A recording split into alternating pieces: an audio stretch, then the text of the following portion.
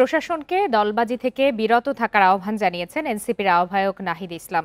রাতে রাজশাহীতে দলের দেশ গড়তে জুলাই পদযাত্রা কর্মসূচিতে কথা বলেন তিনি। বান্ডেল থাকলে প্রতি সেনমানিতে টাকা বাঁচবে। বিকাশ সেনমানি বান্ডেল কিনে জিতুন প্রতি লেনদেনে। নগরীর সাহেববাজার 0 পয়েন্টে পথসভায় নাহিদ আরও বলেন, জনগণের আস্থার জায়গা তৈরি করতে না পারলে দলবাজ কর্মকর্তাদের স্বৈরাচারের মতো বিদায় করা হবে। এ সময় সংস্কারের আগে জাতীয় নির্বাচন নয় বলেও মন্তব্য করেন তিনি।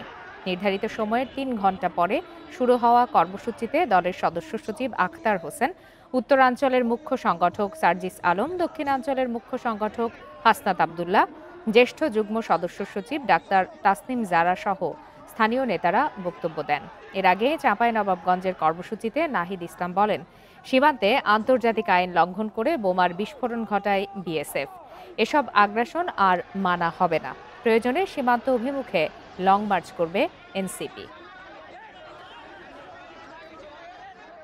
আমাদের স্বপ্ন ছিল না কেবল শেখ হাসিনার পতন, আমাদের স্বপ্ন ছিল একটি নতুন বাংলাদেশ, সংস্কারের মাধ্যমে বাংলাদেশের পুনর্গঠন।